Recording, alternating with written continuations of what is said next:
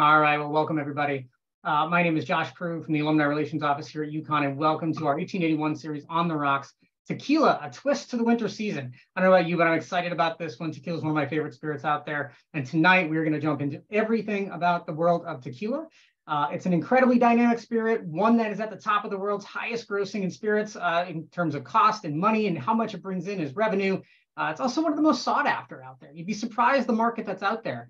But we promise, though, no tequila shots tonight, but we will, by all means, get into tasting and savoring some of these incredible varieties. So hopefully you have your tequilas ready to go. If you want, pour a couple out, a couple drams out, so we can get started on our tasting in just a few minutes. But before we get started tonight, a couple quick things to help you maximize your participation. First, closed captioning is available. And should you wish to utilize that service, please feel free to visit your Zoom toolbar and select the CC option and activate your subtitles.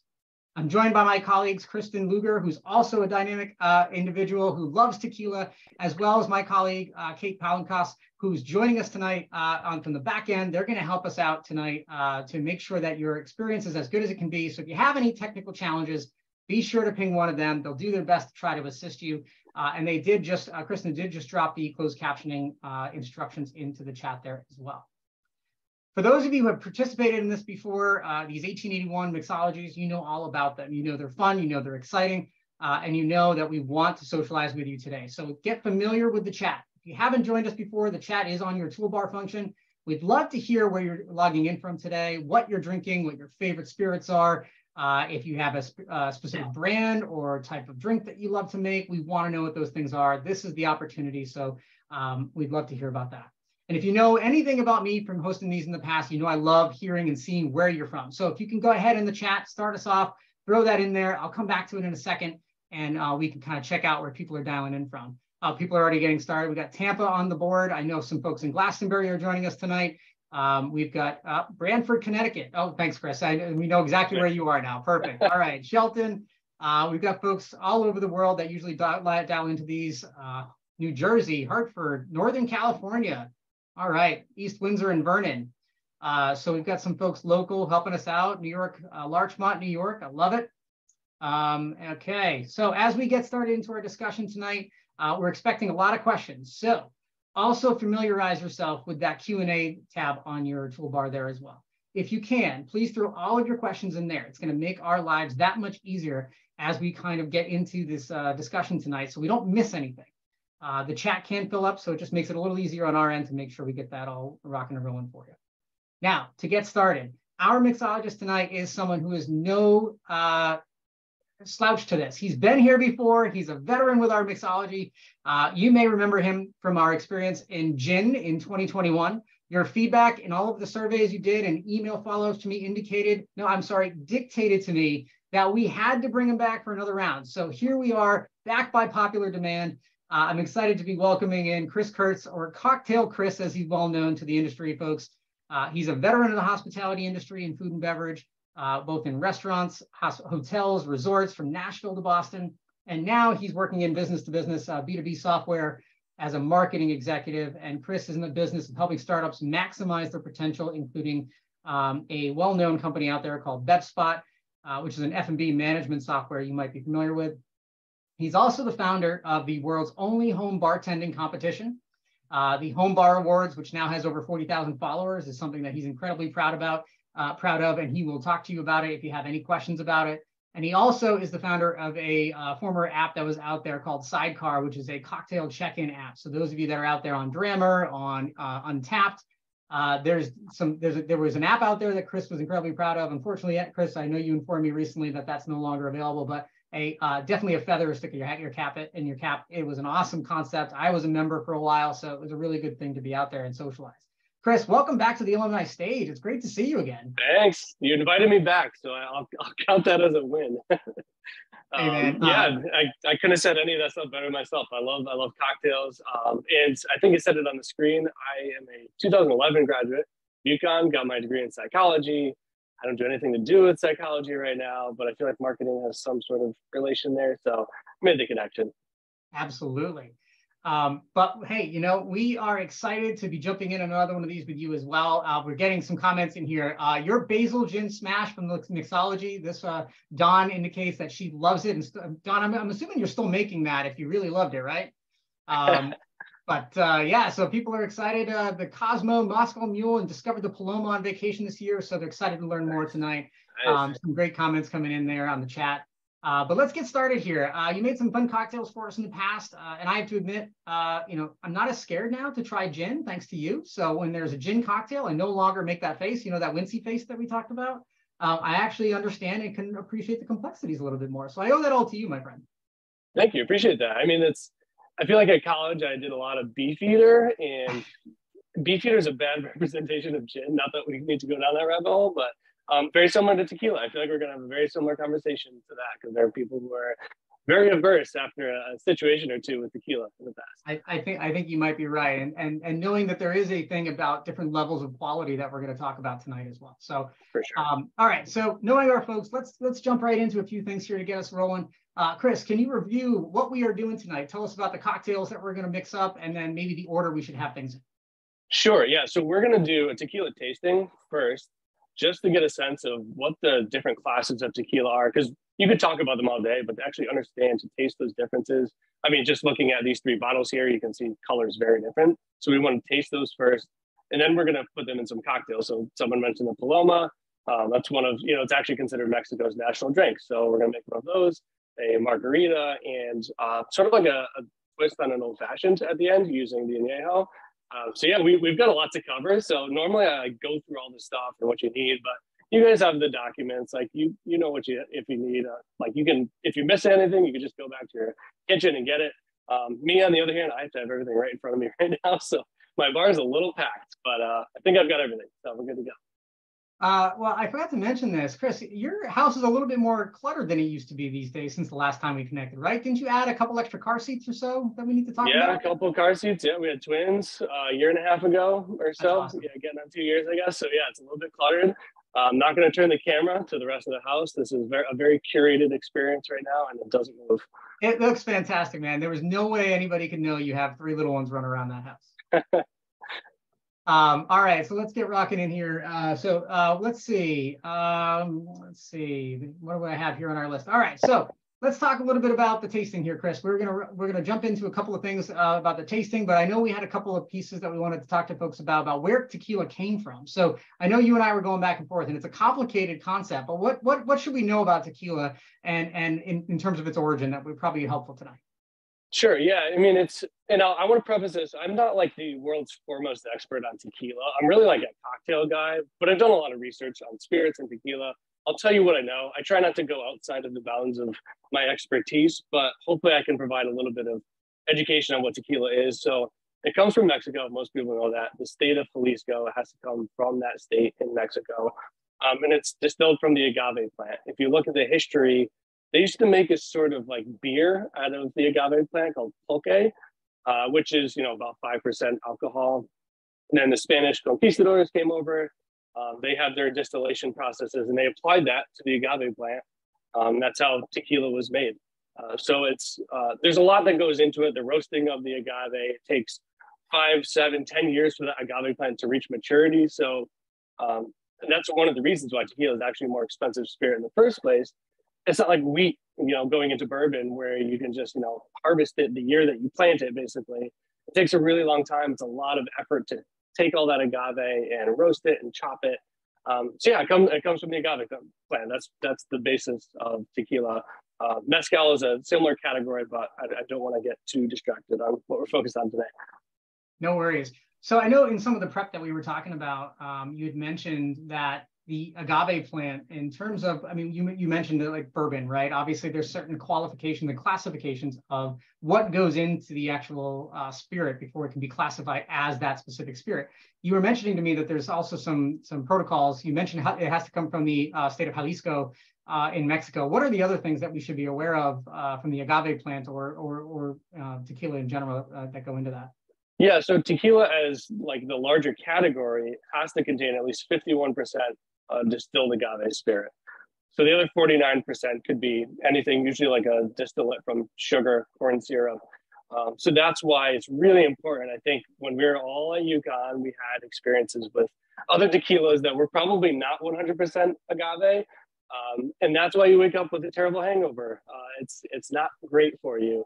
So that's the number one rule when you're buying tequila. It can't just say Blue Weber agave. It has to say 100% Blue Weber agave or just agave, just so you know that everything that's in this bottle, you trust that it's agave and 100% tequila. So really important note there. Awesome. Yeah, no, I didn't, until we kind of were talking about it, I didn't actually realize that the 51% was the margin that we had to hit to get the qualification. But then when you look at so many of the bottles, they say 100% blue agave. And that's really, to your point, the true tell of whether or not you're getting full quality, right? I know you mentioned to me, you used the example of Jose Cuervo when we were kind of talking about it. Is tequila normally yellow? It's not naturally yellow. I don't think anyone knows what goes in there. It's a trade secret that I think they keep in a lockbox. But no, tequila it's not is this color. It's a Blanco color when it's first distilled, right? Exactly. Yeah. So everything you distill ever comes out completely clear. The only way you get color is either additives, preservatives, caramel coloring, which is even allowed in bourbons. So you need to, if you really want to know, like a bourbon that doesn't have caramel coloring added, you have to go out of your way to figure that out. Because because spirits and beer, they live under, it's not the FDA, it's like the gun and there's another like federal agency that runs it. So that's why when you look at a bottle, the tobacco and whatever it is, that's when you look at a bottle, you don't see all that information. They're not required to give that information to you. So that's why it's sort of like this black box that you have to go out of your way to figure out what's going on. So yeah, it doesn't come out of the still gold. They definitely add things to make it gold. This is probably the closest you can come to that color, but it's definitely not that really strong gold that like a Jose Cuervo gold has to it. Okay, awesome. Well, I think we've done enough talking. If I know anything about our UConn community, they're itching to try these if they haven't tried already. So why don't we jump right into the tasting? I know you and I talked as well. We always like to reset the bar in terms of how to go about a proper tasting. So if you don't mind running us through that, let's get started there. Sure, yeah. So everyone at home, you can start pouring just a little bit of these tequilas. I like to do a little bit less talking and more drinking as we're doing these things so we can get started.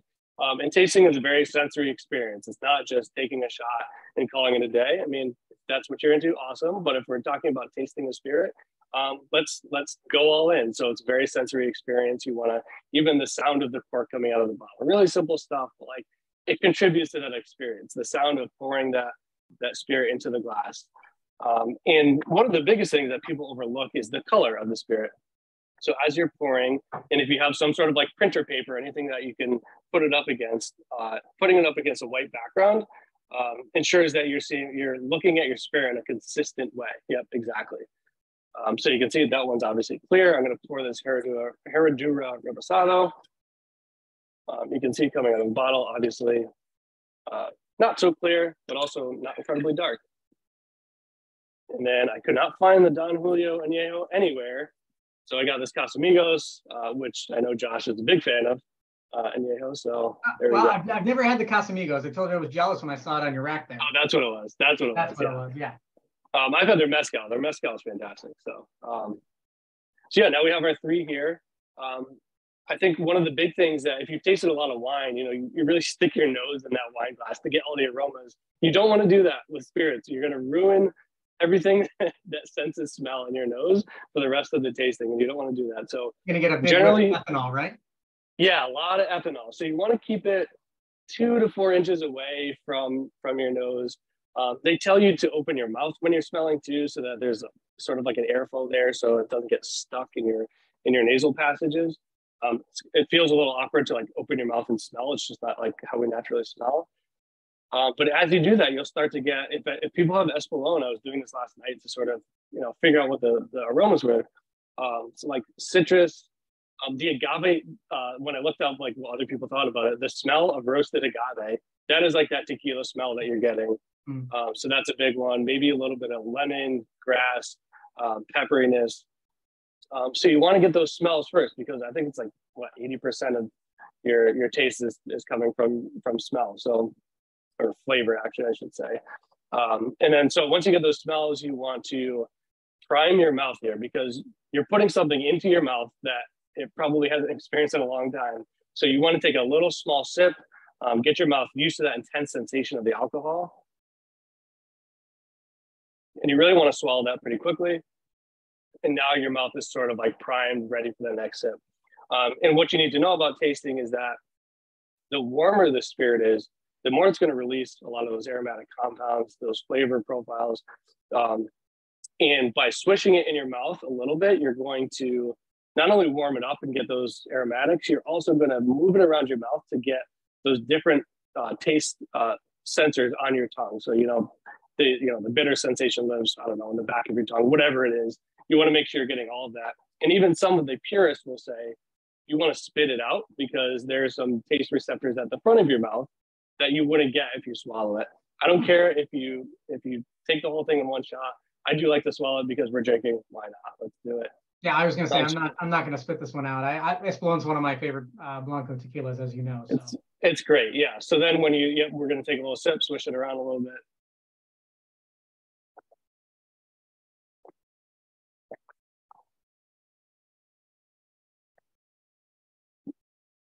And yeah, it's like if you don't do this all the time, it's pretty intense to just have like a 40% alcohol spirit sitting on your tongue. But the more you do it, the more you get used to it. And the thing about, we haven't even talked about the classes here. I forgot, we got to talk about this. So there are different classes of tequila. Jose Cuervo is in a world of its own, the gold tequila. None of these are a gold tequila. You have the Espolón is Blanco, the Herradura is Reposado, and Casamigos is the Anejo. So Blanco is typically unaged, 0 to 60 days. 60 days is the max, but most producers are not going to age it at all. And what's nice about that, and what the purists liked about that, is that it's the truest expression of the agave. There's nowhere for those flavors to hide. There's no barrel aging, nothing to sort of round out those flavors. So while maybe a little bit more intense than some of the ones that have been barrel aged, you're getting that really true expression of the agave plant. So that's really interesting. Let's see. So we'll move on to the Reposado, a little bit of background there. Those are aged between 2 and 11 to 12 months. You could kind of tell by the color that it's been aged a little bit in a barrel. And what a barrel is going to do is round out those flavors. And if they're using a lot of like charred barrels, sometimes those are going to filter out some of those compounds that aren't so favorable, I guess, to the overall flavor profile. I read something that said that Reposado is the most widely drank tequila in Mexico. I don't know if that's true or not, but I can see it. It's nice because it's a little balance of that expression of the agave and a little bit of barrel aging. And I was watching a video and they said it's actually the hardest to do correctly because you don't want one of those to overpower the other. So now that we're talking about it, we should drink it. And as you're getting the nose here, you're going to notice a little bit more of that vanilla flavor coming from the barrel, some more caramel. More caramel, yeah. You still get the agave.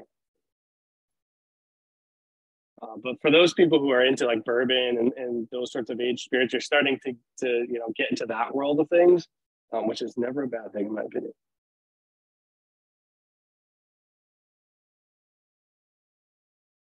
I'm getting more peppery, almost a little bit of clove. I'm kind of pulling a little bit of. Yeah, some of those more baking spices. I saw butterscotch or even like butter on the tasting notes on Tequila Matchmaker, which is a great site if you're trying to find tequilas you like. What did you say it was Tequila Matchmaker? Yeah, they have an app and a website. Nice. Definitely on the finish. So when you're tasting, you get that initial flavor, and then as it sort of bypasses your mouth, you get what's called the finish. And sometimes different flavors come through. And to me, I just got some of that butter on the finish. Like once it was gone. It can be hard to identify flavors. Like you're tasting something, but you don't know what it's called. I actually have this handy dandy flavor wheel, which is super nerdy. It comes in the Essential Tasting Journal for Spirits and Cocktails. If you ever wondered what I'm into, that's it. But like it allows you to sort of like taste something, look around the circle. Like there are wider categories of wood, cereal, herbal, fruit, and then you can get to the subcategories. And then you like see a flavor and you're like, oh, that's it. And that's definitely it. Or tasting with an expert on the tequila is always a good thing too, because they know exactly Sure. sort of what flavors are coming through. Now, Chris, what was the name of the book again? I'm going to drop it here in the chat for folks if they're interested. Essential Journal of? The Essential Tasting Journal for Spirits and Cocktails. And I actually know the writer of this book, Eric Kozlik. He runs a site called Modern Bar Cart. He puts out an awesome podcast. So if you have not checked that out, definitely worth it. Nice. Well, I mean, anytime that, I've looked at the attendance list for tonight, and many people have come to many of these. So I'm sure that as they are learning and evaluating where their palate kind of falls, this book probably would be a huge help in the assistance process. Like you mentioned, you just get those tasting pieces and you're just like, I know what this is. I can't put my finger on it, right? Because it's different every time depending on what you're sampling. Yeah, it is. And I know like professional tasters and sommeliers will go around and just like taste the lemon with their eyes closed, and they'll do it for like a week, 2 weeks, so that the next time they taste like some white wine, they know they can identify, like it's almost like muscle memory. Oh, this is lemon. Which like I don't think anyone of us have the time to do, so we need flavor wheels to help out. I got you. Nice. All right, so I think we're down to the Anejo now, right? That's right. Yep. So I got the Casamigos, so I may be getting some different flavors here.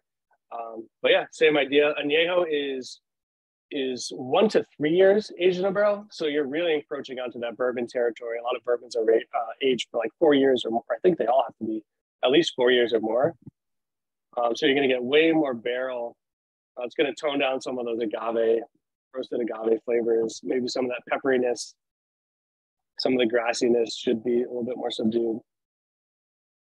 I'm actually getting a little bit more grassiness on this one than I did on the. And you have the Don Julio, right? Right. Yeah, a little bit more grassy. Definitely get the caramel. Probably a little harder on the vanilla notes though, but the grassy I think for me is the one that stands out. Maybe a little bit of lemongrass there. I do love lemongrass. Do you like that in the tequila or no? I do. For me, a good Anejo sipping tequila, and that's primarily what a lot of the Anejo tequilas are, right? They're not mixers. They're not ones that go into your margarita necessarily. I think the ones, I think the folks that have participated in these in the past know that I'm a bourbon fan, right? And I think, Chris, you and I have talked about this. So things that are aged a little bit heavier, have that harder, that woodier kind of feeling, the oakiness, the caramel tones, and vanilla flavor profiles tend to speak to me. So I'm not sure Don Julio would be one that I pour over the rocks and start sipping, but I know we were going to talk about an extra Anejo and we were going to talk about some others. So, we can talk a little bit about the Anejo one right now, because I know you and I were talking about, depending on the aging process and depending on what goes into it, the Anejo color can be drastically different, right? I mean, we talked about the fact that, if you're looking at the Don Julio, it's a nice little, golden color there, right? Mm-hmm. And then I think we had talked about, and what I'm going to do here is I'm going to put this side by side. I'm going to open this up now, and I'm going to show you this one. We talked about some of the others that are out there, and you're going to see just a drastic change in the color tone, right? I mean, this is, we talked about this. This is for folks out there. We wanted to just show the differences here. This is another Anejo, but it's a Sauza Hornitos Anejo. And you can just see the actual color change that's there, right? I mean, that's drastically different. Yeah, and that's the thing, because there's a range between 1 and 3 years. And I'm looking at this, I'm looking for an age statement, and the age statement is usually telling you how long it's been aged, and I don't see one. But if I had to guess, this is on the flavor and the sort of hue there, that this has been aged for a bit longer than the Don Julio. And there's a ton of vanilla. There's a ton of vanilla in this one, which is... This one's not listing anything specifically, but the Don Julio lists 15 months or more. Okay, so that's because the CLAS has to be at least 1 year. So you're just 3 months past the minimum. Sure. Or some of them could be 3 times that, basically. So very different flavor profiles because of that aging process. And then you mentioned the extra añejo. So that's over 3 years of aging. I have one of those downstairs, and that's like bourbon dark. Those are really nice. It's actually, we talked about this is the Kirkland brand, which is easy to laugh at, but it's actually fantastic. Like, they source from really good producers, and it's a really good tequila. Yeah, Kirkland, for those that are unfamiliar, it's actually the store brand of Costco. And Chris and I were talking about the fact he had the extra Anejo bottle from Costco, and it's a fantastic value. And I think it's only around $29, maybe something to that effect, Yeah. per bottle. And so when you're looking for something at a different level, it's something to look at. And you don't need a membership here in Connecticut to walk into the liquor store side of it and purchase. Right. That's the other nice part. Yeah, and then you could just go to like Home Goods, get a $10, $15 decanter, pour it in there, and no one will ever know. There you go. I mean, just leave it out and say, oh yeah, this is aged, what did you say, 3 to 5 years? Yeah, this is just, give this a sip. You'll never know. Yeah, exactly. And then we'd be remiss to not talk about the Cristalino. I don't think that's where you were going, but. Yeah, go for it. So Cristalino is a new class on the market. Depending on who you talk to, some call it more of a marketing play. Some say it's actually a legit class in tequila. But Cristalino is actually aged. Can you bring up that bottle? Yeah, of course. So you would never guess that that's an aged tequila. So I'll try to put this behind the bottle here. But you can see it's actually labeled as an Anejo tequila right there. Yep. So that's an Anejo tequila, and what they do is they carbon filter it through charcoal, which is an age-old method of filtering. And actually, Bacardi, I feel like everyone's probably had Bacardi here. Bacardi's aged for 1 year, and then they do a carbon filtering process for that too to make it clear. It removes a lot of those tannins from the wood, so you still retain some of those flavors without that tannic, intense barrel flavor to it. So, I know, Josh, you're a bit more of an expert on the tasting of the Cristalino, at least than I am. Well, I mean, I know you said you haven't had it yet, and you're looking at it. It's one of those things that have really started to pop up in the market. I mean, this is an Espolón one. So as I mentioned, Espolón is one of my, more favorite of the Blanco tequilas. Even the Reposado is fantastic when you're making a decent house margarita. On a Friday night, and you're trying to just imagine yourself sitting on a fine sand beach overlooking some crystal blue waters. It's one of those things that adds a little different flavor component. I would say the Cristalino though, I've only had it once at this point because I picked it up a couple of weeks ago because I was curious. It's definitely a sipper. It's much more sweet. You definitely get those Anejo profiles, the caramel and the vanilla notes that we tend to see in that. But I wouldn't say it's one that I would throw in a margarita or anything like that because you lose all of those perspectives and different components that are there. It kind of was lost with the other types of flavor profiles that are in a margarita. So that's just my 2 cents. And that's why it's important. I mean, most people are just casual cocktail makers. You don't have to taste the spirit that goes in your cocktail. But if you're coming up with a food and beverage or a beverage program, or if you're just really nerdy about it, like I am, the ingredients are really important, and you want to make sure, like if I'm going to make a cocktail, which I don't have much time to do anymore, I want to make sure that I enjoy it. So it's good to know the different ingredients that go into your cocktails. So that's what that was one of the questions, Chris. Are you drinking more or less now that you have the twins plus the you're older? I would say less, fewer cocktails for sure. If I do, it's like strong Negronis, Manhattans. Those are my go-to. Like whatever is easiest to clean up. Essentially, we're gonna make our stir drink in a stirring glass, but you don't have to. You can do it right in the glass if you really wanted to. So I won't give away too many secrets. But before we move into making these cocktails, and folks, just bear with us for 10 seconds here. There was a question.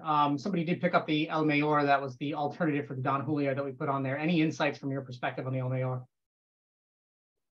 For me, no. I looked everywhere for the El Mayor too. I looked for Don Julio and El Mayor, and I could not find it. But I forget why we chose that one. I think we were looking at Tequila Matchmaker, actually. Yeah, it was the Matchmaker, I think, that you were identifying. It had similar ratings based on what was on there. The flavor profiles were almost identical, and others that had tasted both at the same time indicated that they were comparable. Yeah, so and because it's in an Anejo, you should be getting some vanilla, some caramel, brown sugar in the overall flavor profile. Awesome. All right, well, let's start shaking up some drinks here. I think that's the next step here. This is what I've been waiting for. Really quick, we asked you all to bring some water. So definitely cleanse that palate before you get started on the next. We probably should have done that in between the Blanco, Reposado, and Anejo. But nonetheless, make sure you cleanse that palate in between your drinks. That's right. I mean, if you look up like how to taste spirits, wine, whatever, you really should have like low salt crackers, but like no one has low salt crackers. And no one wants to just eat bread without butter. So I feel like we all got a good sense for the differences here. Oh, and the other thing I want to say, if you're tasting, my favorite way to taste spirits is tasting those of like the same class. So get 2 Blanco tequilas, and you might think tasting them like individually that they're basically the same tequila. taste them side by side. And if you can do it blind, especially, just like have someone you know, pour them out, switch them up. And you'd be surprised, you know, I've done this with vodka, and I tasted like a $60 bottle against a $29 bottle. And I like the $21 bottle better. Like, just, so it's a really good way to sort of hone in your own tasting abilities and also just understand what you like. You don't have to spend a bunch of money. Awesome. All right, so we're making a margarita now, right? We're doing a margarita, yeah. So I have my iPad here just to make sure that I'm doing the ratios right. The thing I always forget to do, I think we talked about this, is rim the glass first. So if you have a glass and you're rimming it, there are a couple ways to do this. I have like no room on my bar, so I'm gonna take just like a lime and just put it around the glass here. If you saw on the ingredients list, there is also like 2 salad plates. So you could have like lime juice in one of those salad plates and then the salt in the other. So you just want to make sure that that rim has some sort of liquid to catch whatever you're rimming it with. I don't have tahini, so tahini is salt, chili pepper, and dehydrated limes. But I did the salt and chili pepper, which I feel like is close enough. So you got all that liquid around the rim. I'll move this plate so people can see. Just want to do a quick one of these, move it around. And that's probably not very easy to see, but there you go, your rim. Yeah, you can kind of see that. Yeah. That's good, yeah. Yeah, now we work on the cocktail. So that's good. We've got our glass. So we're going to start with, hopefully you guys have some sort of shaker set that you're working with. Yeah, these are both aluminum. Some of them you could use like pint glasses with. That's perfectly fine. I usually do my liquid in the smaller one, just makes it a little bit easier to manage. So we're going to go with our Blanco. Margaritas go really well with the Blanco tequila because it's a nice, crisp, tart drink. And it allows the flavors like that grassiness, the citrusiness to come through that cocktail. So I've got my jigger. There are different ways you could have jiggers. You know, so this is what's called a graduated jigger. I could measure anything from 1/4 of an ounce to 2 ounces in this. I think Josh, you've got one. Yeah, I've got there's a 1.5 and a 1, 0.75, I believe. Right. So to get that style to cover all of the different ratios and amounts you might need, you usually need like 3 of those. So I like this because it's just a little bit easier to manage and one less thing to clean, because that's what we care about these days. So we're using the Blanco. As a reminder, we're going to do 2 ounces of the Blanco. And we're going to pour that into our shaker tin. All right. And then if you are using agave as a little bit of sweetener, I'll do that. Just why not? We can do that. I like to do the syrup first before a lot of the other ingredients. I could have even done this before the tequila because the syrup tends to get stuck in the jiggers. So by doing the syrup, you can kind of wash it out with the ingredients you add after it. So this is a little bit of agave nectar, just add some sweetness. Cocktails are all about balance.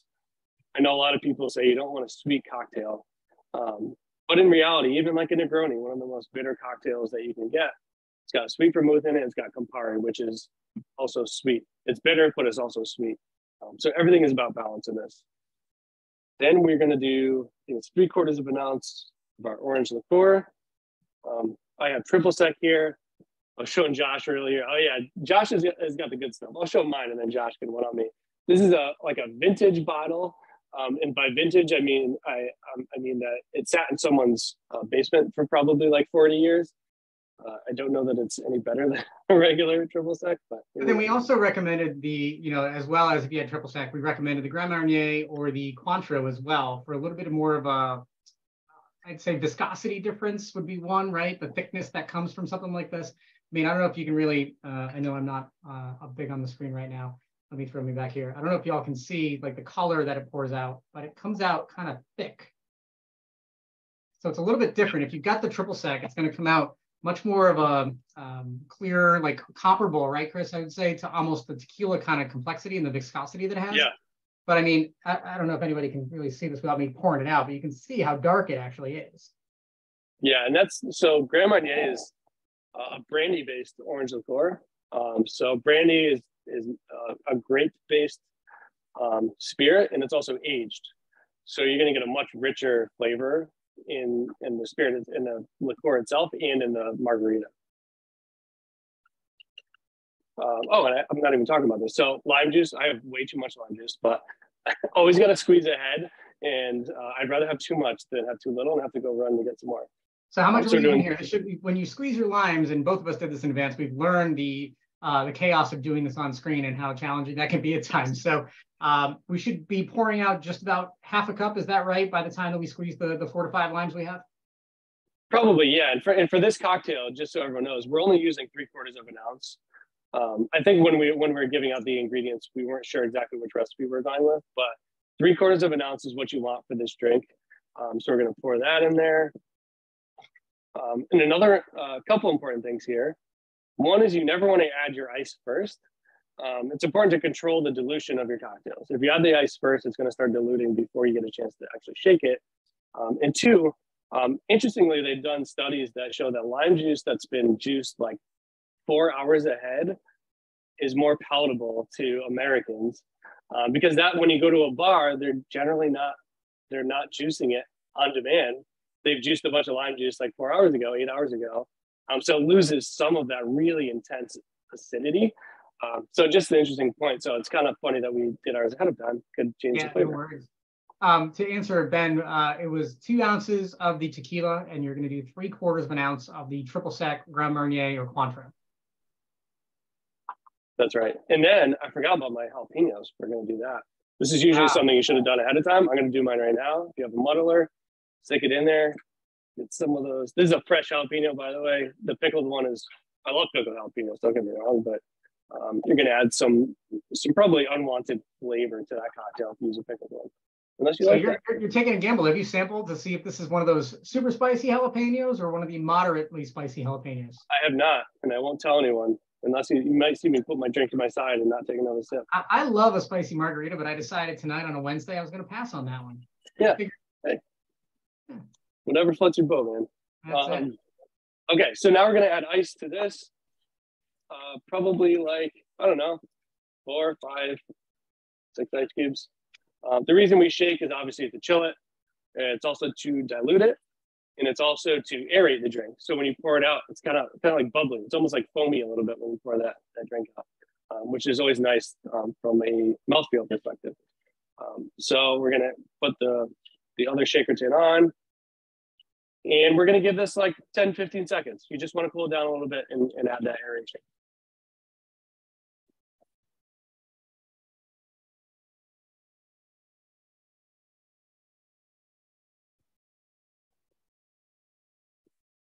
Right. And now if you are using an aluminum tin, shaker tin, you could see, well, maybe you can't see, but it's starting to frost around the outside, and that's usually a good sign that it's pretty much good to pour it out. Chris, and if you a couple quick questions came in. For jalapeno, what do you recommend using for the amount? Especially because I had not tried this one before and there's seeds in there. I just did one little slice of it. I love spicy food, but on the spicy drink side, like I don't want it to be too intense. Like you still want to get those other flavors.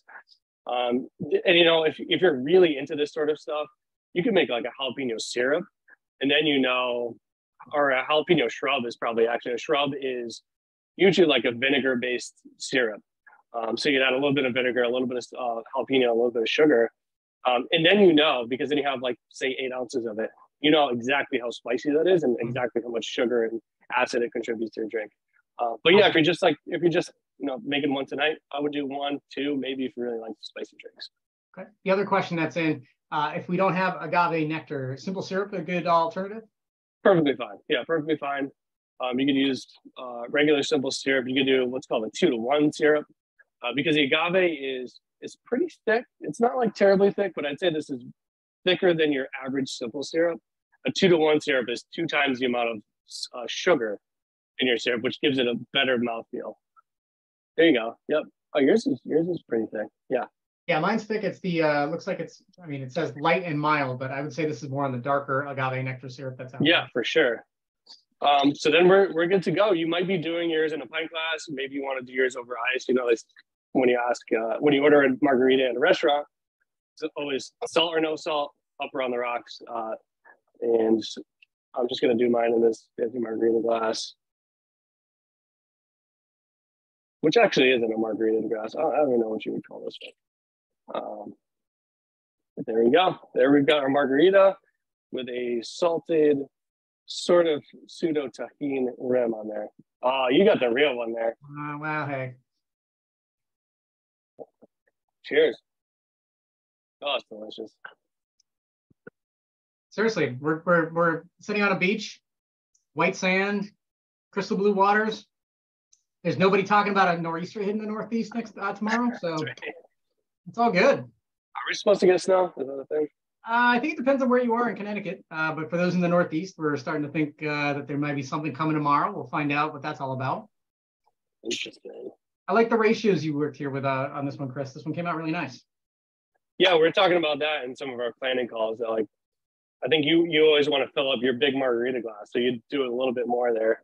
But I these were your ratios. So for me, like I think we mentioned, if anybody's ever traveled before and bought some of those, touristy kind of margarita glasses that are out there, some of them are a little bit larger than others. So you add a little bit more ice to your drink to make sure it gets to the top, right, Chris? Yeah, that's right. Did you end up adding ice to yours? Outside of the shaker tin, I did add a little bit more cubes because it's down a little bit. Yeah. Cool. Of course, we'll see how that spicy jalapeno plays with the next drink. I was gonna say, how spicy was yours? This is actually really good. This is really good. I almost forgot that I put the jalapeno in there, and then as I'm drinking a little bit more, I'm starting to get the heat, which to me is perfect. Nice. All right. How are we doing on time? We're at 6:45. We are good. Yeah, 6:45. Folks, do you have any comments or thoughts on that margarita? I mean, when you go to a typical, restaurant and you order a margarita, it's 9 times out of 10 you're getting pre-made mix, right? I mean, this is quality. This is stuff that you're doing. You shouldn't feel as sugary as you probably have experienced in many cases, right, Chris? I mean, this is a good balancing act between all of those different flavor components. Yeah, I mean, I worked at, if anyone's familiar with Water's Edge in Westbrook when I was, the summers while I was going to college, and like it's basically sour mix that comes out of a gun, full of sugar and tequila. And it serves a purpose when you're sitting on a beach, it's kind of nice, but it's all, to me, we talked about, it's all about balance. And to me, this is just like the classic recipe right here. Awesome. Oh, and we forgot, if you have limes, you should try to garnish that. God, I didn't even garnish. Yeah, there you go. Now it's official. Now it's official, right? There we go. Oh, there we go. All right. 2 more drinks, 30 minutes to go. I think we're doing all right. Perfect. All right.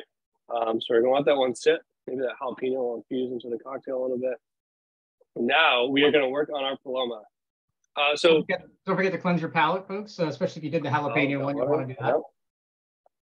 You're going to have this pretty sweet 1881 UConn Alumni. That's right. We're going to be giving those out later this year at some of our local alumni breweries. They're unbreakable, which is good. They are. They're called those silly pints. You could throw them at the concrete floor and they won't break. Just you'd be out of drink, but all right. So now we're working on the Paloma. So for this one, you're gonna want the Reposado tequila, the grapefruit juice, a little bit of lime juice, agave nectar again, club soda, and then if you want to rim your glass again, you can do that. I probably will, because why not? I have all this salt and chili pepper, so I'm gonna do it.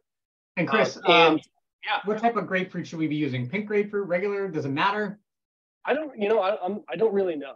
I usually look at what feels the best, like at the grocery store, and I'll go with it. Although I don't know if I've made a cocktail with like white. I think they have like white grapefruit. I mean, cocktail is just like tasting spirits. It's all about the visuals. And right. Exactly. If I'm drinking grapefruit, I don't know. I need it to be like pink or red or something. So yeah, I don't go with the white grapefruits. Nice. All right. So Paloma, I talked about this. Maybe you joined late. Paloma is actually considered Mexico's national drink. Like if you talk to actual Mexicans, they drink Palomas all the time. And generally, if you go to even some of the best cocktail bars, they honestly might just do. And I was looking at a recipe: Blanco, tequila, and grapefruit soda, like good craft grapefruit soda, like the San Pellegrino grapefruit soda, which is a really good option. But there's a cocktail class. We wanted to get into it. Fresh juice is always good. So we're going to do a little bit different. We're going to do a twist on this. We're going to use Reposado. So you're still going to get some of that fresh flavor from the agave, but a little bit of that barrel aging to round out the cocktail. And then we've got our grapefruit juice, the lime juice. I already went through the stuff, the club soda. Even though we're going to be pouring this into a low ball, it's technically a high ball cocktail because it's spirit, juice, and non-alcoholic bubbles. Generally, if you're using like Prosecco, champagne, or something like that, it's considered a spritz. This is a high ball. Right. So let's get started with this. So we got 2 ounces of our Reposado tequila. We're gonna be shaking this one again, so we want this in our shaker tin.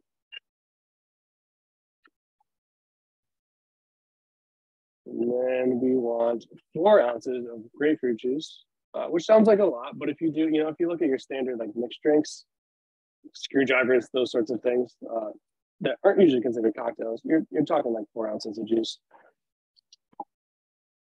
2, 4, and I know probably a lot of people aren't like at home juicing a bunch of grapefruits and citrus all the time, but if you are, this is called a reamer. I don't want to spill the juice here, and this thing's awesome for that. Because what I used to do was. So one more time, I just throw you up there on Spotlight. Yeah. There you go. Yep. So this is a reamer. You just have to cut your fruit in half, and those little indents get all of that juice out of there. Because there was one time I did.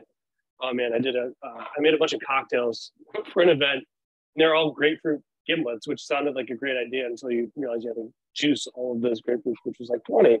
I wish I had that at the time. I did not, and it took me like an hour, and my hands looked like prunes after. So really great if you are juicing a lot of citrus. So we've got that in there. We're going to add a ½ ounce of lime, and the reason we do this, you think, oh, there's already citrus in there.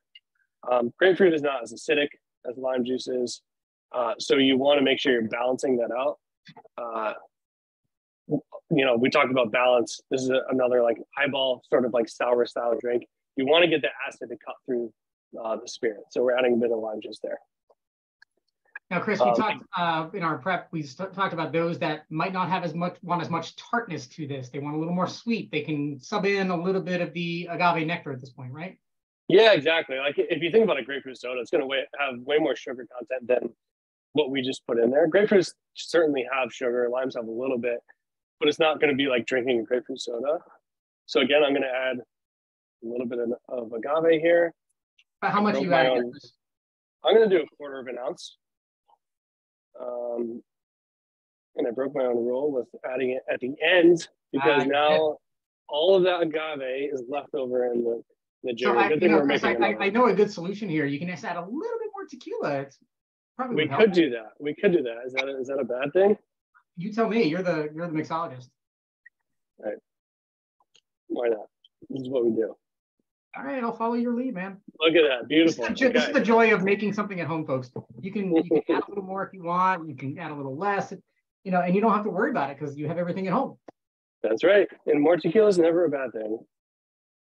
Okay, so we got we're not going to do the club soda yet. We're going to top off with club soda. So we're good to go with the shaker tin. We're going to add more ice. Similar, probably like 5-6 cubes. Starting to run low here, but I think I'm good. Okay, got those.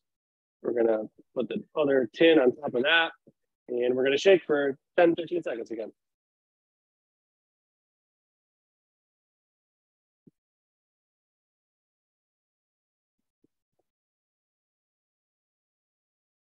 Starting to fry. It's a little bit more. There's more liquid in this one, so it's taking a bit. There we go. All right, we've got a cold drink. Should we be throwing some ice in our glass, or only if we need it? Let's throw some ice. Let's throw some ice in the glass you're pouring it into, as is traditional for a highball. What did I say at the beginning? I always forget to rim my glass, and I forgot. But it's the worst when you do it when there's ice in there, because once there's ice in there, there's no turning back. So we're good. Got my rims low ball. I'm gonna move this out of the way so people can see. We're gonna add a little bit of ice here. I'm gonna add 4-5 cubes here. And you do want to strain. You don't want any of that ice that you just shook with, because that's gonna overly dilute the drink. We got our strainer on top of the tin. And then we're gonna pour over the ice.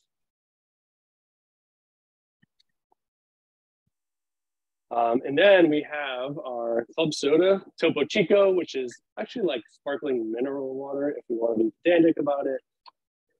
Doesn't really matter what it is. As long as it has bubbles and you're adding it to your cocktail, you're good. And the other thing I wanted to show, which is kind of like, it's fun to show. I don't know if it actually works, but I do it every time I make a highball. So I have this long stirring spoon. I don't know if everyone else has Hang on 1 second. Let me drop in on you here. There you go. There we go. So I have this long cocktail spoon that we're going to use for stirring our next drink. If you put this all the way at the bottom, or the club soda, the seltzer, whatever you got, you're definitely not going to see this on the screen, but it sort of leads the club soda to the bottom of the drink, so that you have to do less stirring. I will move it around just a bit to get some of those flavors in there, but it doesn't disturb those bubbles as much as putting it at the top and then needing to sort of like incorporate those bubbles throughout the drink. So nice. That's a cool technique. Yeah, I learned that from a man named Souther T, who is the owner of a bar called Amore and Margo in New York City, which is my absolute favorite bar. We're gonna garnish. We're gonna garnish. We're not gonna forget to garnish this time. We're gonna do a grapefruit, and I have an extra lime, so I'm gonna do a lime because it's fun. Right there with you. There we go. Now we have our Paloma, Reposado Paloma. Cheers.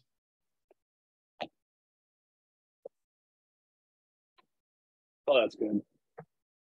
I don't know if everyone is as big of a fan of grapefruit as I am, but I absolutely love grapefruit. That is, so, it's one of the things that's been on my list to try, but every time I go to a tequila bar or someplace that has a quality margarita, I always go to it, gravitate. Yeah, understandable. This is refreshing, man. This is delicious. The added twist of the lime that you threw in there at the end, I think really makes it.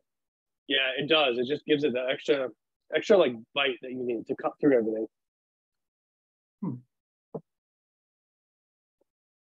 Awesome. Sweet. Okay. Good. Nice. I got a little extra here, so I'm just gonna put it on in there or not. Okay. I want to top mine off with a little bit more bubbles. I like having that in there. Yeah, the bubbles are good. Topo Chico is sort of like a cult. It has like a cult following in the bartending community. It's carbonated mineral water. Doesn't sound that special, but I don't know. It just looks cool too. I feel like the brand is so big in the beverage industry, so they really carved out a niche there. Yeah, when for those of you that might be in other states, it's definitely more relevant in the Southwest. I think right now, making its way up here is more prevalent. And they even released an alcoholic version of their sparkling drinks. Yeah. So. Yep, seltzer, hard seltzer. I don't know if you've seen. There's like a trend on Instagram too called ranch water. Oh yeah. Which like you drink some of it like down to, I don't know. There's like a line here, and then you add tequila and lime juice maybe. Okay. Which is also kind of fun. But yeah. Nice. Shout out to Larry. He's going to make this his new summer patio drink. I would have to agree with you, my friend. Oh yeah. Hell yeah. Yeah, that's pretty solid. I think that's going to make it into the rotation. The Reposado too is like, I've only had it until we did this class with Blanco, and the Reposado does add a little bit extra. Gives it a little bit more dynamic, complexity. It's just yeah. I'm lost for words, which people who know me know that's not a thing. So I need that the flavor circle. I do. I need the flavor circle. That's absolutely right. All right. Any questions, chats? Looks like we are caught up, but if anybody has any comments or thoughts, please feel free to throw those in the chat, throw those in the questions. We've got Chris. Take advantage of the opportunity. We'll answer whatever we can. All right. Well, I think it's time for the Anejo. That's right. This is my favorite. So we're going to move on to what's called the Manhattan Goes Hollywood. I did not come up with this drink. And it's interesting because it's actually an old-fashioned style drink, but it's got the name Manhattan in it, which can be kind of confusing, but it's definitely very much a riff on an old-fashioned. So there are a couple of ways to make an old-fashioned. Some people, the purists, will just make it straight in the glass, which is perfectly fine. I'm going to do it in a stirring glass and then pour onto a fresh piece of ice, which is what I like. I have, as people like me do who nerd out about cocktails, I have this very large clear piece of ice. There you go. You went nice clear ice. Oh, I'm incredibly jealous, my friend. Yeah, so we got the clear ice. Oh, it's a little melty right now. Chris, can you talk a little bit about the clear ice before we go any further? I think that's a thing that should just be addressed, just for the fact of, for those that are in the spirits world and mixology, clear ice is a thing right now. I think for those that might have participated with us a couple of years ago, one of our mixologists did harp on this for a while, but it's a complex process in many cases. It is, yeah. So you see this one sphere of ice probably came from an ice cube that was probably triple, quadruple its volume. Because when you freeze the ice, all of the impurities go to a certain location in the ice. And I happen to have like this contraption that separates. So you pull it out and it separates from the impurities. And then you have this giant chunk of like impure ice underneath the clear ice. So of course, like it looks cool it's kind of got that wow factor when you serve it to guests, but also it dilutes at a consistent level. So I know that's probably not like hugely important to a lot of people on this call. It's honestly probably not that important to me about the consistent dilution, but it's fun. It's fun to have like a completely clear ice cube. And if you go to like really nice cocktail bars, I think Japan might have even sort of spearheaded the whole clear ice, or at least nice ice movement. They'll have an entire block of ice and they will just chip away at that thing until they get to the clear part. And then you get your cocktail. Sometimes you wait like 10, 15 minutes for a cocktail, but that's part of the experience. Wow. All right. Yeah. Awesome. But no chipping away on my end. I've done it before and it's very messy and not worth it. But you were talking about making sure you don't have a huge mess to clean up. So we already think you have enough to work on with the table in front of you. Last thing you need is to then be going around with towels and trying to clean up all the ice shavings. Yeah. We don't need a bigger mess here for sure. All right. Sweet. Let's shall we get into this third drink here? Absolutely. Okay. So I'm not gonna make the mistake I made last time. I'm gonna pour my syrup first. So this is, as I mentioned, it's a riff on an old fashioned. An old fashioned is, well, it's got its name for a reason because it is the oldest style of a cocktail, which is spirit, sugar, bitters, and water. When you get the water from diluting it with the ice.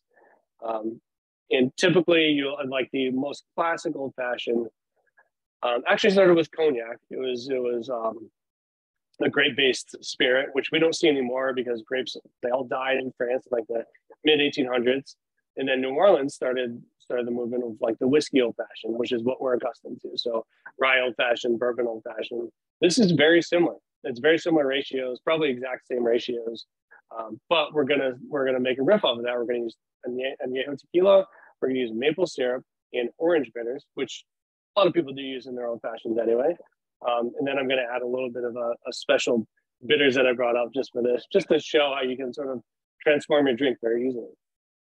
So I'm sick of holding this maple syrup. We're gonna do a 1/4 ounce of maple syrup. And this was actually tapped by a relative of mine. So this is Connecticut maple syrup, which is kind of fun. Is this going straight into our highball glass? We're going to do this. You could, if you don't have a stirring glass, absolutely you can do that. I'm going to do this into my stirring glass. This is called a Uri style glass, Yarai, I believe.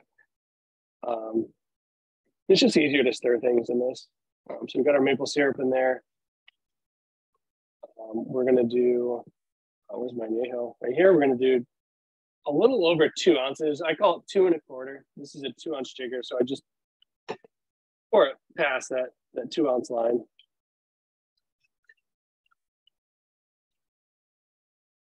And then we're going to add our bitters. Now, if you're really doing like a traditional old fashioned, like the old school way, they have a sugar cube. And to dilute that sugar cube, you add a little bit of water, you dilute it, and then you add the bitters. We're doing it a little bit differently because we have a syrup, so it doesn't really matter. But just as context, if you want to do it like the actual way, you use a sugar cube. But it's really hard to get all that sugar diluted. Now, Chris, question for you. Yeah. We have the orange bitters specifically. Now, if folks have a regular bitters, can they do this with, say, a twist of orange to kind of like Absolutely. that? Okay. Absolutely. So bitters are really interesting. You think of bitters as this really, I mean, if you were to take a sip of bitters, it would probably be disgusting. It's very high alcohol content. That's the way they extract all the flavors in the bitters. It's like essentially a tea that they extract through alcohol.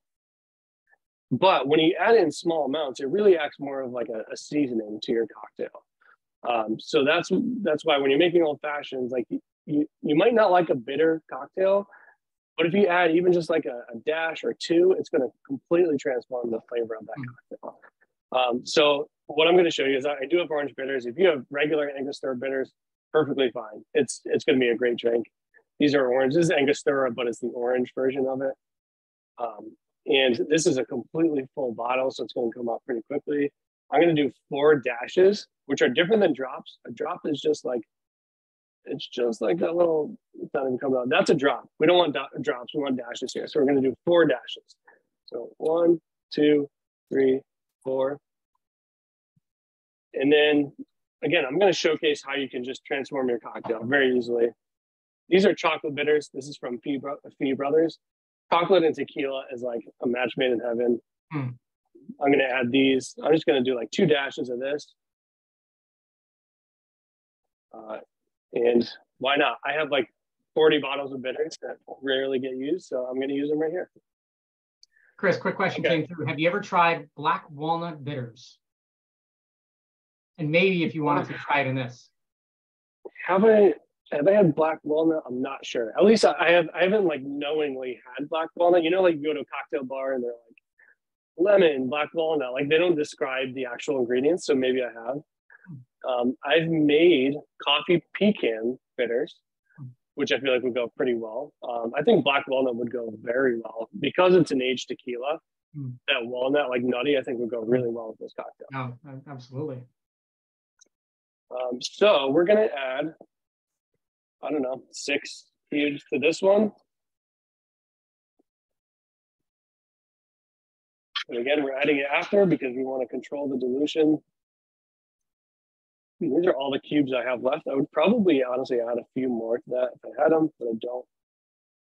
And this is a really strong drink. This is probably, I mean, that's 40% alcohol. We only added a little bit of, well, and then the bitters are alcoholic. So this is probably like a 35% ABV cocktail. So we definitely want to make sure we're stirring this longer than we shook the other drinks. So I'm just going to start. We're probably talking like 30 seconds here. And if you like it stronger, you can stop at 15, 20, taste it along the way. Like Josh said, like we're making cocktails at home. Whatever floats your boat, whatever you like, do it the way you like it. But I do want to make sure like we're getting that balance of spirit, sugar, water, and bitters here. And if you, I know a lot of people don't make cocktails all the time, but if you do, this stirring spoon, this long stirring spoon, it's got these sort of like this edging here that makes it really easy to do what I'm doing. If you're doing this with like a knife or a spoon, it does make it a little bit like a regular spoon. It makes it a little bit tougher. But yeah, I think we're good. Let me taste this guy. Yeah, oh, that's great. Chocolate bitters. Okay. So I'm going to add, I've got my clear sphere here. That's my rocks glass. If my friend Chris Brecklin is on this, he got us these for our wedding many years ago. He Chris, is. What is it? Is he? Waterford Crystal. Yeah. I use these things all the time. All right, so I have a different strainer. You could use this. This other one fits wherever I put it. Oh, there it is. It fits in this glass, but it's also got some of the jalapeno on it. So I'm going to take this, which is called a julep strainer, which for juleps, of course.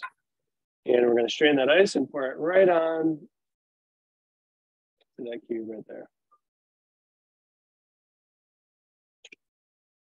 And I put it back down, and then I'm going to do one more little pour here. The excess is there. And then finally, to top this off, we're going to do a orange swath. And the reason we do this is not because it looks nice. It's because we're going to add the essential oils that come off this skin here. And I've done a lot of like random blind tasting in my life. And an old fashioned with expressed orange and without, they're actually very different drinks. Just like the bitters, you think like it's just a dash or two won't make a big difference. It does. So we're going to take this in both of our hands. You want the skin side, so the side you would normally see facing towards the cocktail, and you're going to get a quick, like you're just going to squeeze it real quick right over the cocktail.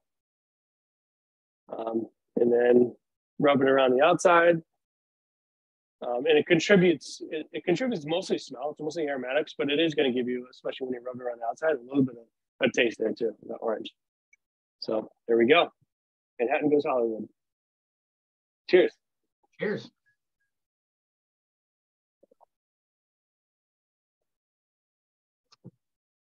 All I need is a fireplace. I know, that is delicious. Oh man. Wow. That's very smooth. The maple comes through kind of subtly. Yeah, curious to hear if other people are making it, how they feel about this. Because now I have to decide which of these three I drink first and second and then third. It's funny, because I mean, we talked about the old fashioned, right? I mean, that's been a staple drink, and I think we had talked about it on this one. We talked about it on another mixology. Many people like yourself walk into a bar and if they make a good old fashioned, it's a good cocktail bar. This on a menu would probably blow someone's mind because they're not thinking about it in that kind of perspective, right? But adding that maple really makes this a winter drink, even though most people don't associate tequila with winter. Right, and that's the best part is being able to sort of, I don't know, push the envelope. Just, what is considered an old fashioned. A lot of times when you talk about styles or templates, it really is about the ratio. You can call anything an old fashioned as long as it has those components of spirit, bitters, sugar, and water. So you can take that far. People try to take it too far sometimes. And yeah, if you saw this on a menu and they're not giving you the ratios of what's in there, you would have no idea that this is an old fashioned, probably. But it's delicious. Your friend Chris chimes in saying the old fashioned's a favorite his, but for those that don't like whiskey, this is a fantastic alternative, right? It's sometimes I had a friend that said drinking gasoline is what whiskey and bourbon feels like to them, right? This, if they like the flavor components of tequila, this would open up a new door for them. Yeah, if they're getting into like bourbon and rye, whatever, that sort of like whiskey world, which is incredibly expensive these days, but old fashioned is a good entry point to that. And then again, you can add as much sweetener as you want, and as you get used to it, you dial that down a little bit. Larry, who I think it's Larry out in California, was asking about the black walnut bitters, said that he threw in a drop of salted cacao bitters into his. Oh, nice. He says it absolutely is amazing. That's awesome. Yeah, the salt's an interesting component too. Like a lot of people will add saline to cocktails. It really balances well against bitter components in a drink. It's one of those things like you don't know is there, but it's there. It's one of those weird things you can add to a cocktail. Dustin, who lives up in near Rochester, said he's near Fee Brothers, and he's got some Aztec chocolate bitters that he's with a similar sized bitters collection like you did. So yep. There you go, nice. Yeah. So the interesting thing about Fee Brothers is almost every bitters maker on the market uses alcohol to extract all those flavors. Fee Brothers uses glycerin. So if you're doing dry January, if you have people who don't drink and you want to use, like they really just want zero alcohol, you can use Fee Brothers. And the second thing, I would definitely fact check this if you're allergic to nuts, but I'm pretty sure that all of their like walnut bitters, they make an orgeat syrup, which is supposed to be made from almonds. Thank you. They don't actually use almonds in it. Just like amaretto actually uses like apricot pits because they have a very similar flavor. I believe Fee Brothers is a really good option for people with nut allergies, but something to definitely research in case I'm wrong on that. Absolutely. No, that's awesome. Well, folks, we are coming up on the end of our class tonight, our mixology class here. If you have any final comments or questions, now's the perfect time to do that. And that way we can get Chris answering any of those comments or thoughts that you might have. But we have a couple of quick announcements we want to make. Obviously, I'm going to ask Kristen to throw these things into the chat real quick before people start dropping off. But UConn's going bowling. I think that's an exciting thing for many people here on the call. And they actually are going to be in Myrtle Beach, South Carolina, starting on Monday. We've got a lot of activities happening down in South Carolina and Myrtle Beach. So if you are heading down, Kristen's dropping some information right now on all the bowl information you need. We are hosting a game watch a couple days before. So definitely come on, hang out with one of our number of our staff that are going to be down in Myrtle Beach. Go watch the game. There's about 50 folks that have already signed up for the game watch. There's over 250, 300 people that are already bought tickets and heading to the game, to the pregame that we're doing as well. So check out all that information there. Also, February is the UConn Alumni Month of Career and Professional Development. So if anybody's out there looking for any kind of tips to help their career along the way, opportunities to jump into jobs, whatever it might make, whatever might be out there, please take a look at our website here. We are adding information shortly. This is our evergreen page, so it'll give you a little bit of information, but check back. We are constantly adding information starting as early as next week to that page. So definitely check that out and stay tuned for more information there. In general, if you ever want to know what's happening in your neck of the woods, wherever you might be across the country or across the globe, you can check out our main calendar landing page as well for all of our events. You can go to foundation.uconn.edu/events, and you'll find out what's happening wherever you might be that might be closest to you. We don't have groups everywhere across the country. We do have 27, so there's a good chance that we might be in your area. So check us out, let us know. And if you have any interest in getting involved, just give me a shout and we're happy to talk. Hey, when do we make Miller Lite? That's the question that just came in. Well, Chris already has made his. You'll have to email him and follow up for suggestions on how he did that. You can follow Chris. Chris does do events. If you have any interest out there, you can email him at chriskiertz@gmail.com, or you can follow him on Instagram at cocktail_Chris, I believe, right, on Insta? There we go. Mm-hmm. So feel free to contact him. He's definitely looking for opportunities to get in front of you or your corporation and do some fun things like this. We greatly appreciate all of you for joining us tonight. Chris, I don't see anything else coming in tonight, so I think you're off the hook for questions at this point. Anything else we should know from the cocktail maker? No, I do not know how to make Miller Lite, but I always like to have a side beer on these. You cleanse your palate with water. I cleanse it with Miller Lite. It's one of those things. Makes sense, man. Perfect. All right. Well, if you are an 1881 fan and you are local to Connecticut, make sure you check out our event page. We have an 1881 event coming up at 5 Churches Brewing, which is alumni owned, if you're not familiar, in New Britain, Connecticut, coming up in January. So there's information on our website at foundation.uconn.edu/events. We'd love to see you there. Space is limited to 40 people, so make sure you sign up early.